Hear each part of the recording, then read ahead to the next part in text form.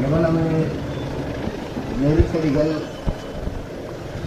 அழுத்தங்கள் கொடுத்தாலும் அவர்கள் கொடுக்கிற அழுத்தங்கள் எங்களை ஆவேசப்படுத்தும், அரசியல்படுத்துமே ஒழிய அச்சைப்படுத்தாது, ஒருபோதும் அச்சப்படுத்தாது. அச்சத்தை கைவிடு, இல்லை என்றால் லட்சியத்தை கைவிடு என்று போதித்த எங்களுடைய தலைவர் மேதகு பிரபாகரன் அவர்களுடைய வழியில் துணிந்து பயணிக்கிற வீரர்கள் நாங்கள் எங்கள் மொழியை, சிதைந்து அழிந்து கொண்டிருக்கிற எமது தாய்மொழியை மீட்சி வைக்க வேண்டும் என்று எண்ணுகிறோம். தமிழ் மீட்சியே தமிழர் எழுச்சி என்கிறார் மொழி ஞாயிறு தேவநேய பாவாணர். நீங்கள் பார்க்கிறீர்கள், சங்கம் வைத்து தமிழ் வளர்த்தவர்கள் நமது முன்னவர்கள், மூதாதையர்கள். இப்போது தமிழகத்தின் தமிழ் தெருவில் தமிழ் இருக்கிறதா என்பதை நீங்கள் எண்ணி பார்க்க வேண்டும். நாம் நம்முடைய கடைகளில் விளம்பர பலகையில் கூட நம் தாய்மொழி இல்லை. தமிழ் எழுத்து இருக்கும், ஆனால் ஆங்கில உச்சரிப்பு இருக்கும். அது ஒரு புது மொழி. 50,000 ஆண்டுகளுக்கு மூத்த ஒரு இனத்தின் பிள்ளைகள் நம் தாய்மொழியை நம் கண்முன்னே சிதைந்து அழிவதை நாம் பார்த்து கொண்டிருக்கிறோம். இப்படித்தான் தாய்மொழி தமிழோடு சமஸ்கிருதம் கலந்து பேசி 1800 ஆண்டுக்கு முன்பு கன்னடர்களாக மாறினார்கள். பிறகு 1600 ஆண்டுக்கு முன்பு தெலுங்கர்களாக மாறினார்கள். வெறும் 500 ஆண்டுக்கு முன்பு 15ஆம் நூற்றாண்டிலே மலையாளிகளாக மாறினார்கள். பிறகு துளுவர்களானார்கள். கன்னடமும் கலிதெலுங்கும் கவின் மலையாளமும் துளுவும் உன் உதிரத்தில் பிறந்ததுவே என்று பாட்டு இருக்கு. இப்போது நாம் 90 விழுக்காட்டுக்கு மேலாக ஆங்கிலம் கலந்து பேசிக் கொண்டு இருக்கிறோம். என் கையில் இருக்கிற இந்த சின்னத்தை கூட ஒலி வாங்கி என்று தூய தமிழிலே சொன்னால் என் மக்களுக்கு புரியாத ஒரு நிலைமை. இதை மைக் என்று சொல்ல வேண்டியது இருக்கிறது. இப்படித்தான் மொழி சிதைந்து அழிந்து நாம் அழிந்தோம். தெற்காசிய முழுமைக்கும் பரவி வாழ்ந்தவர்கள் தமிழர்கள் தான். பிறகு மற்ற இனங்களெல்லாம் வந்து குடியேறியவர்கள் என்று ஹார்வர்ட் பல்கலைக்கழக பேராசிரியர் பெருமக்கள் டோனி ஜோசப்பும் ரிச்சார்டும் மார்டினும் தங்கள் ஆய்வு கட்டுரையிலே நிறுவுகிறார்கள். இந்திய அரசியல் சாசனத்தை வகுத்துக் கொடுத்த புரட்சியாளர் அம்பேத்கர் அவர்கள் இந்த துணைக்கண்டம் முழுமைக்கும் பரவி வாழ்ந்தவர்கள் தமிழர்கள் தான்.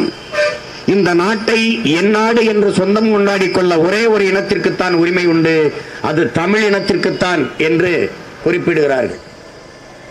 அப்படி இமயவரை பரவி இருந்த ஒரு இனம் இன்றைக்கு காலடியிலே குறுகி சிதைந்து அதிகாரமற்ற அடிமைகளாக வாழ காரணம் என்ன? நாம் அடிமைகள் என்பதை நீங்கள் ஏற்க மறுக்கிறீர்கள். தன் தாய் நிலத்தில் தன் தாய்மொழியில் படிக்க முடியாது, பேச முடியாது, படித்தால் வேலை கிடைக்காது என்கிற நிலை இருக்குமானால் அந்த இனம் உலகத்தில் மிக மிக கீழான அடிமை இனம். நாம் சாதி அடிமை, மத அடிமை, மத போதை அடிமை, ஆங்கில அடிமை, எல்லாவற்றிற்கும் அடிமையாக இருக்கிறோம். இந்த நிலையிலிருந்து மீள மற்ற இனங்களைப் போல பெருமையோடு வாழ நமக்கென்ற அரசியல் அதிகாரம் வலிமை அவசியப்படுகிறது. இந்திய கட்சிகள் காங்கிரஸ், பாரதிய ஜனதா எதற்காக தமிழர் நாட்டிற்கு வேண்டும்? யாராவது ஒருவர் இதற்காக, இந்த ஒரு காரணத்திற்காக தமிழ்நாட்டிற்கு இது தேவை, இந்த கட்சிகள் தேவை என்று சொல்லுங்கள் பார்ப்போம். உங்கள் மொழிக்காக நிற்பார்களா? உங்கள் உரிமைக்காக என்றைக்காவது நின்றிருக்கிறார்களா? எதற்காகவாவது? கல்வி மாநில உரிமை, மாநில பட்டியலிருந்து அதை பொதுப்பட்டியலுக்கு எடுத்துக்கொண்டு வைத்துக்கொண்டு அவர்களிடத்திலே அனுமதி வாங்கினால்தான் நீங்கள் மருத்துவக் கல்லூரி திறக்க முடியும். உங்கள் தாய் நிலத்தில் வழக்காடு மன்றத்தில் உங்கள் தாய்மொழியில் வழக்காடுகிற உரிமை பெற முடிந்ததா? ஆனால் பீகார், ராஜஸ்தான் அங்கெல்லாம் அவர்கள் தாய்மொழியில் வழக்காடுகிறார்கள். ஒரு வழக்காடுகிற உரிமை கூட இல்லை. உங்கள் இறைவன், உங்கள் கடவுள், உங்கள் தெய்வம், கட்டியவன் கோயிலை கட்டியவன் நமது முன்னவர்கள். நம் இறைக்கு முன்பு நம் தாய்மொழியில் நாம் வழிபாடு செய்ய முடியாது. அங்கே தேவாரம், திருவாசகம், திருப்புகழ், திருப்புகழ் எதுவும் பாடப்படாது. 12 திருமறைகள் ஓதப்படாது. தாய்மொழியில் வழிபாடு இல்லை, தாய்மொழியில் வழக்காட முடியாது, தாய்மொழியில் எழுத படிக்க தெரியாத ஒரு தலைமுறை உருவாகிவிட்டால் ஒரு இனம் எப்படி வாழும் என்கிற கேள்வியை நீங்கள் பார்க்க வேண்டும். வரலாறு நெடுகிலும் நீங்கள் பயணித்து பாருங்கள், எத்தனை மொழிகள் சிதைந்த அழிந்திருக்கு, அழிக்கப்பட்டிருக்கு என்று.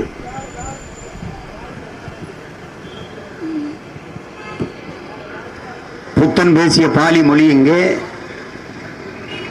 சமணர்கள் பேசிய பிராகிருத மொழி எங்கே?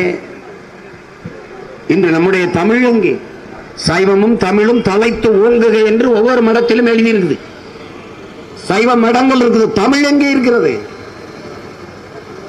தாய்மொழியை சிதைந்த அழிய கொடுத்த இனம் வரலாற்றில் வாழாது. இந்த சூழலில் நின்று கொண்டிருக்கிற தமிழ் பிள்ளைகள் நாங்கள் என் மொழியை மீட்டு, என் இனத்தை காத்து, என் நிலத்தை காத்து, அதன் வளத்தை காத்து, என் மக்களின் நலத்தை காக்க போராட துடிக்கிறோம். உங்கள் மதிப்புமிக்க வாக்குகளை எளிய பிள்ளைகள் எங்களுக்கு தந்து வலிமைப்படுத்தினால்தான் இந்த மண்ணும் மக்களும் பாதுகாப்பாக வாழ முடியும். காவிரி நதிநீர் உரிமையில் 450 டிஎம்சி தண்ணி வந்து கொண்டிருந்தது. காவிரி தஞ்சாவூர்ல வாழ்கிற விவசாயிகள் பிரச்சனை தானே, கன்னியாகுமரியில் வாழ்கிற மக்களுக்கு என்ன பிரச்சனை என்று நீங்கள் எண்ணக்கூடாது. அது விவசாயி பிரச்சனை, இது மீனவன் பிரச்சனை, இது மாணவன் பிரச்சனை. இப்படி பார்ப்பதான் இந்த இனத்துக்கு பிரச்சனை. இது என் இனத்தின் பிரச்சனை, என் நிலத்தின் பிரச்சனை என்று என்னைக்கு நாம் திரள்கிறோமோ எழுகிறோமோ அன்னைக்குத்தான் மீள்வோம், வாழ்வோம்.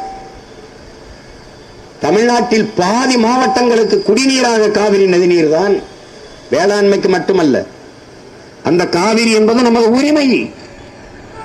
நீங்கள் இப்படி பாருங்களேன், அவரவர் நிலத்தில் வளம் அவரவருக்கு என்றால் முல்லை பெரியாற்றின் நீரின் வளம் கேரளாவிற்கு, காவிரி நதிநீரின் உரிமை கர்நாடகர்களுக்கு என்றால் என் நிலத்தின் வளம் எனக்குத்தானே. நெய்வேலி பழுப்பு நிலக்கரியில் 60,000 ஏக்கர் அங்கே உற்பத்தி செய்யப்படுகிற மின்சாரம் எல்லா மாநிலங்களுக்கும் செல்கிறது. நிலம் என்னது, வளம் என்னது? வீட்டை இழந்து, விளை நிலங்களை இழந்து நான் இந்த பொது சொத்தாக அந்த நிலத்தை நாங்கள் விட்டுக் கொடுத்திருக்கிறோம். அங்கே உற்பத்தி செய்யப்படுகிற மின்சாரம் நாடெங்கிலும் பகிர்ந்து கொள்கிறார்கள்.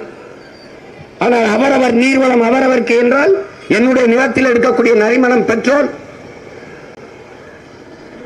இடிந்தகரை அணு உலையில் தயாரிக்கப்படுகிற மின்சாரம் அழிவு எனக்கு, மின்சாரம் எல்லாருக்கும்.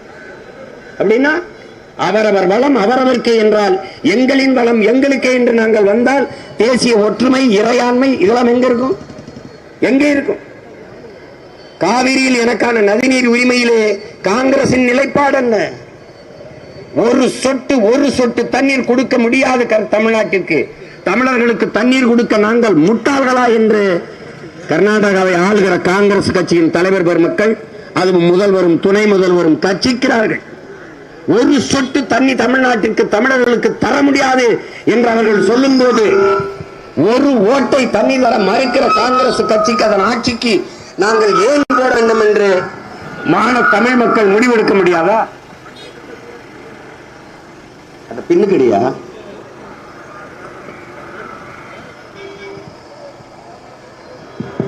அந்த முடிவை தமிழர்கள் எடுக்க வேண்டிய தேர்தல் இது. ஒரு சொட்டு தண்ணி தராதவர்களுக்கு திமுக 10 சீட்டு கொடுத்திருக்கு. 10 சீட்டு.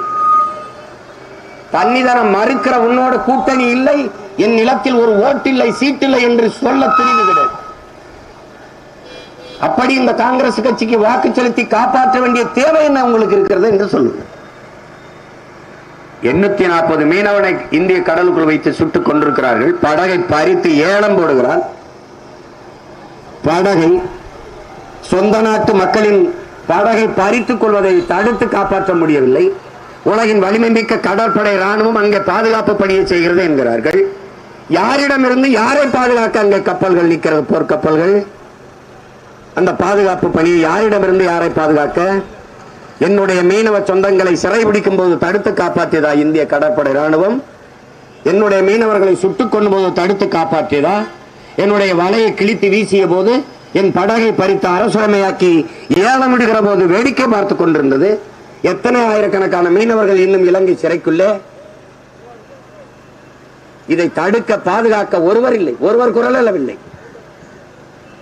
காங்கிரசுக்கும் பாரதிய ஜனதாவுக்கும் கச்சத்தீவை மீட்பதில் நிலைப்பாடு என்ன?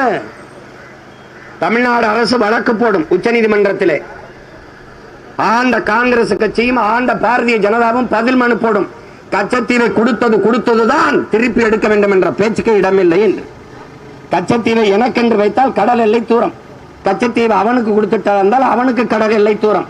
எல்லை தாண்டி வருகிறான், எல்லை தாண்டி வருகிறான், எல்லை தாண்டி வருகிறான் என்று மீனவனை சிறைபிடிப்பது, அடிப்பது, வளைப்பது, சித்திரவதை செய்வது, சுட்டுக் கொள்வதென்றால் கேரளாவில் இருந்து மீனவர்கள் எல்லை தாண்டி போய் மீன் பிடிக்கிறார்களா இல்லையா? இந்த கேள்வியை எழுப்பி பாருங்கள்.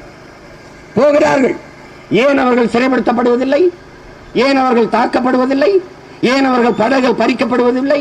ஏன்? அவனை அந்த மண்ணின் மகனே மானமுள்ளவன் ஆள்கிறான். அதனால தொட பயப்படுறான். உங்கள் பிள்ளைகள் எங்கள்கிட்ட அதிகாரம் இருந்தால் ஒரு மீனவனை சிங்களன் தொடுவானா? தொட முடுவானா? எங்கள் தலைவன் அந்த நிலத்திலே தன் படையோடு நிற்கிற போது மீனவர்களுக்கு இவ்வளவு இடையூறு இருந்ததா? இவ்வளவு சிக்கல் இருந்ததா? இலங்கையை முழுக்க முழுக்க சீனா ஆக்கிரமிச்சு நிற்கிறது. இது இந்தியாவின் பாதுகாப்புக்கு நல்லதா? கச்சத்தீவு வரை காலடித்து வைத்து நிற்கிறான் சீனன். எங்கள் தலைவன் அந்த நிலத்தில் நிற்கிற வரை ஒரு சீனன் ஊடுருவி நீங்கள் பார்த்ததுண்டா? மீனவர்களுக்கு இந்த பாதிப்பு வந்ததுண்டா? கேட்க மாட்டார்கள். காவிரியில் தண்ணி தர முடியாது என்ற காங்கிரசுக்கு உங்கள் ஓட்டு, அதை பற்றி வாயே திறக்காமல் இருக்கிற பாரதிய ஜனதாவுக்கு உங்கள் ஓட்டு. பாரதிய ஜனதா கட்சியின் தலைவர்களுடைய கருத்தை கேளுங்கள். கச்சத்தீவில் உங்கள் கருத்து என்ன? ஒண்ணு இருக்காது. முல்லை பெரியாற்றில் உங்கள் நிலைப்பாடு என்ன? ஒண்ணு இல்லை. கச்சத்தீவு மீட்பில் உங்கள் நிலைப்பாடு என்ன? நாங்கள் வந்தால் கச்சத்தீவு மீட்கப்படும் என்று சொன்னார்கள். 2014 மாண்புமிக்க ஐயா முதன்மை அமைச்சர் ஐயா நரேந்திர மோடி அவர்கள் வரும்போது விவசாயிகள் விளைய வைக்கிற பொருளுக்கு உரிய விலையை, அகவிலையை நான் உறுதி செய்வேன் என்று வாக்குறுதி கொடுத்தார்கள். 24 வந்துட்டது, 10 ஆண்டுகள் போயிட்டது. அதே விவசாயி அதே கோரிக்கை வைத்து இன்றைக்கும் டெல்லியில போராடி கொண்டிருக்கிறான். இன்றைக்கு ஒரு நாட்டில் வேளாண் குடிமக்கள் வீதிக்கு வந்தால் அது நாடு இல்லை, சுடுகாடு. ஒரு நாட்டில் ஒரு விவசாயி வாழ்கிறான், வளர்கிறான் என்றால் அந்த நாடு வாழுது, வளருது. ஒரு நாட்டில் வேளாண் குடிமகன் வீதியில் வந்து நிற்கிறான் என்றால் அவன் அவனுக்காக நிற்கவில்லை, நமக்காக நமக்கு உணவளிக்க அவன் வீதியில் நிற்கிறான். கேட்க நாதி இல்லை. வீதியில நிறுத்தியவர்களுக்கு மறுபடியும் ஓட்டு போட்டு மறுபடியும் வலிமையை கொடுத்து அதிகாரத்தை கொடுத்து இதே அடிமை வாழ்க்கை தொடர போகுதா? அறிவார்ந்த தமிழ் சமூகத்தின் மக்கள், கற்றறிந்த இளைய தலைமுறை பிள்ளைகள், உலக அரசியலை உற்று கவனிக்கிற என் தம்பி தங்கைகள் ஆழ்ந்து தெளிந்து இந்த தேர்தலை நீங்கள் எதிர்கொள்ள வேண்டும். பணத்தை கொடுத்து வாக்கை வாங்கிவிடலாம் என்று நினைக்கிறார்கள். மக்களுக்கு சேவை செய்ய பணம் எதற்கு? நான் தூய உள்ளத்தோடு சேவை செய்வேன் என்கிற மனம் இருந்தால் போதும். எங்களிடத்தில் பணம் இல்லை. ஆனால் எந்த நம்பிக்கையில் நிற்கிறோம்? உண்டியல் ஏந்துகிறோம், கையேந்தி பிச்சை எடுக்கிறோம். திரள்நிதி திரட்சியில் நீங்கள் எங்களுக்கு ஏதாவது கொடுத்து உதவுங்கள் என்று அதில் அவர்கள் போடுகிற 1000, 2000 அந்த காசை வச்சு தான் தேர்தல் எதிர்கொள்றோம். தேர்தல் பத்திர குழலிலே காசு வாங்கியதிலே ஒரு அரசியல் இயக்கம் ₹1 விட வாங்காமல் இருக்கிறது என்றால் அது நாம் தமிழர் கட்சி மட்டும்தான். அதிகமாக வாங்கிய கட்சி பாரதிய ஜனதா.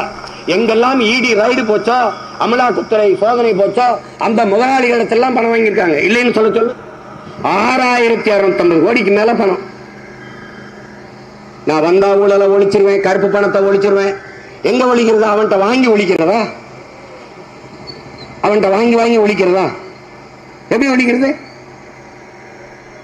பாகிஸ்தான்ல இருக்கிற நிறுவனத்திற்கு காசு வாங்கியிருக்கு. அதுவும் புல்வாமா மாவட்டத்தை தாக்குதலுக்கு பிறகு. அதுக்கு அடுத்தபடியா அம்மா மம்தா வாங்கியிருக்காங்க. அப்புறம் காங்கிரஸ், அப்புறம் திமுக. எப்படி கட்சி நடத்துது? ஒன்னு போதை பொருள் வித்தவன்ட்ட, இன்னொன்னு லாட்ரி வித்தவன்ட்ட காசு வாங்கி கட்சி நடத்துது. ஆட்சி சாராய வித்து நடத்துது, டாஸ்மாக் காசு வச்சு நடத்துது. 39 உறுப்பினர்களை கொடுத்திருக்கோம். தமிழ்நாடு, புதுச்சேரி உள்பட 39 உறுப்பினர்கள், நாடாளுமன்றத்துக்கு உறுப்பினர்கள். 39 உறுப்பினர்களை கொண்டு போய் இந்த நாட்டு மக்களின் பிரச்சனைக்கு குரல் எழுப்பியது, பேசியது, பதிவு செய்த கருத்துகள், இந்த மண்ணு மக்களும் எதிர்கொள்ற சிக்கல்களுக்கு ஒன்று கிடையாது. மீத்தேன் ஈத்தேன் எடுக்கிற அந்த திட்டத்தை கொண்டு வந்ததை பெருமையாக பேசியவர்கள் இவர்கள். மக்கிய மரக்கழிவில் இருந்து சிங்கப்பூர் எடுக்கிறது மீத்தேனை, பயோகேஸை. அப்படி நீங்க எடுத்துக்கொள்ள முடியாதா? ஆடு மாட்டு கழிவு மனித கழிவில் இருந்து பயோகேஸ் தயாரிக்க முடியாதா? முடியும். பிறகு அதற்கு பூமி தாயின் ஈரக்குலையை, சிறுநீரகத்தை, இதயத்தை அறுக்கிறீர்கள். ஆழ குழாய்களை போட்டு எதற்காக தோண்டி தோண்டியும் தாயை காயப்படுத்தீர்கள் என்று கேட்டால் பதில் இருக்கார். அணு உலை இல்லை என்றால் மின்சாரத்தில் எப்படி தண்ணீரை அடைவீர்கள்? அறிவார்ந்த தமிழ் பெருங்குடி மக்களே, மின்சாரம் கண்டுபிடிக்கப்பட்டது அணு உலையாலையா? இல்ல அணு உலை கண்டுபிடிக்கப்பட்டது மின் உற்பத்திக்காகவா?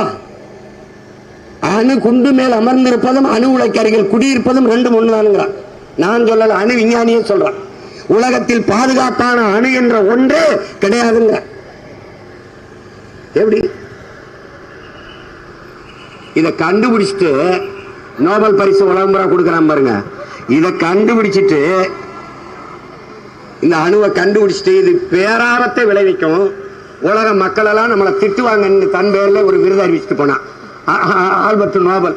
அந்த விருதை தான் நோபல் பரிசு, உலகத்தை தலை சிறந்த பரிசுன்னு வாங்கிட்டு இந்த ஆபத்தை மறந்துட்டு அந்த பரிசை பாராட்டிக்கிட்டு இருக்கிறோம். நம்ம ஒரு ஏமாளி கூட்டம் தொடர்ச்சியா ஏமாந்து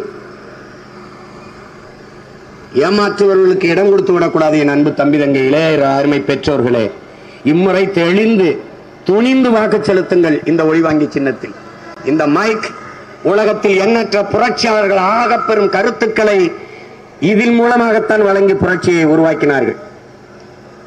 அண்ணல் Ambedkar, Marx, Martin Luther King, Malcolm X, Fidel Castro, Che Guevara, Ho Chi Minh, எண்ணற்ற பெருமக்கள், பேரறிஞர் அண்ணா உட்பட அவர்கள் பேசிய மைக்கு தான்.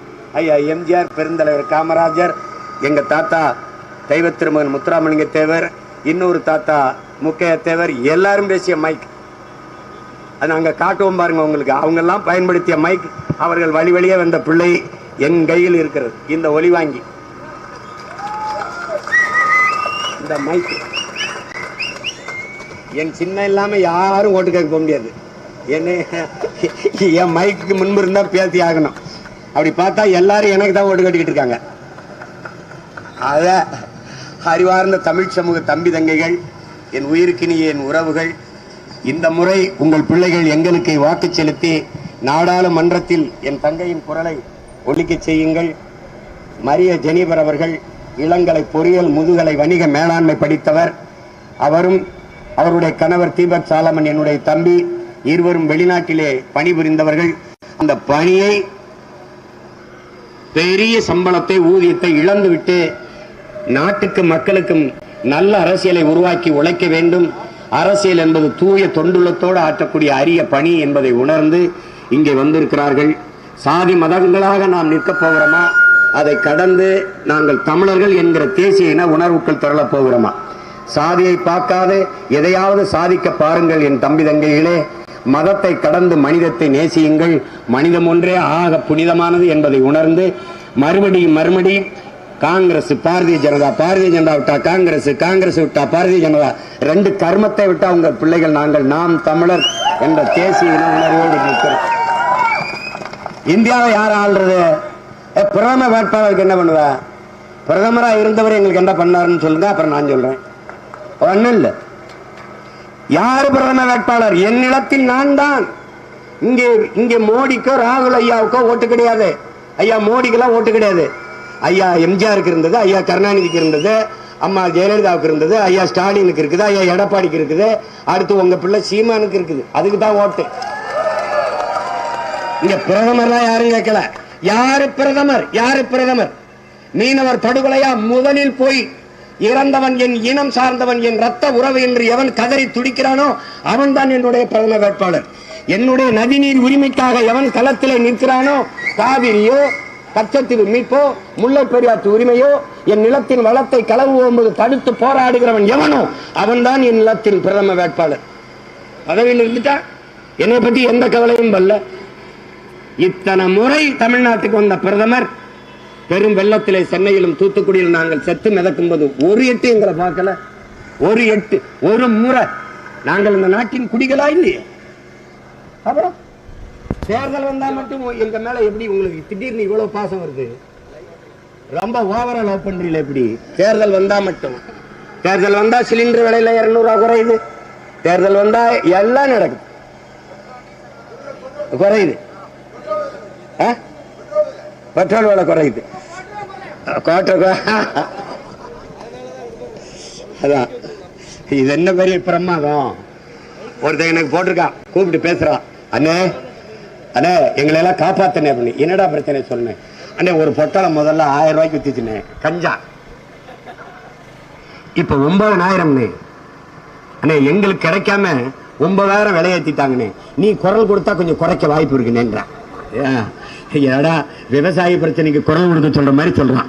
எப்படி இருக்கு பாருங்க.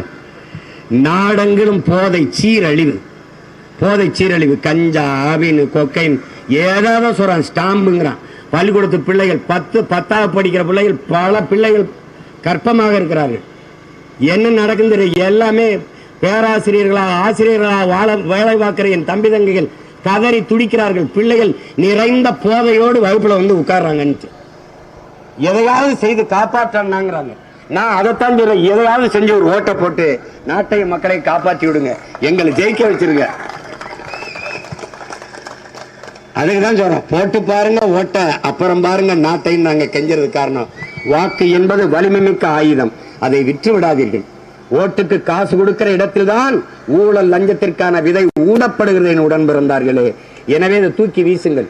500 1000ற்கு மதிப்புமிக்க நம் உரிமையை வித்து விடாதீர்கள்.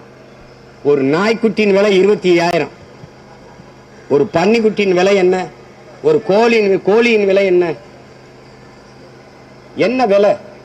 அதுக்கு இருக்கிற மதிப்பு நமக்கு இல்ல. கழுத குட்டி கூட 10,000 இன்னைக்கு. அதுக்கு இருக்கிற மதிப்பு கூட நம் வாக்குக்கு இல்லை, நம் உரிமைக்கு இல்லை என்றால் பெருத்த அவமானகரமானது. எனவே என் அன்பிற்குரிய சொந்தங்கள், என் அருமை உடன் பிறந்தார்கள், பேரன்பு கொண்டு உங்களை நேசித்து நம்பி நிற்கிற இந்த பிள்ளைகளை கைவிட்டு விடாது. இந்த நாடாளுமன்ற தேர்தலில் நாம் தமிழர் கட்சியின் வேட்பாளர் என் அன்பு தங்கை மரிய ஜெனிபர் அவர்களுக்கு இந்த ஒளிவாங்கி மைக்கு சின்னத்திலே வாக்கு செலுத்தி வெற்றி பெற செய்யுங்கள். எங்கள் இலக்கு ஒன்றுதான், இனத்தின் விடுதலை. இனம் ஒன்றாவும் இலக்கை வென்றாவும். நாம் தமிழர்.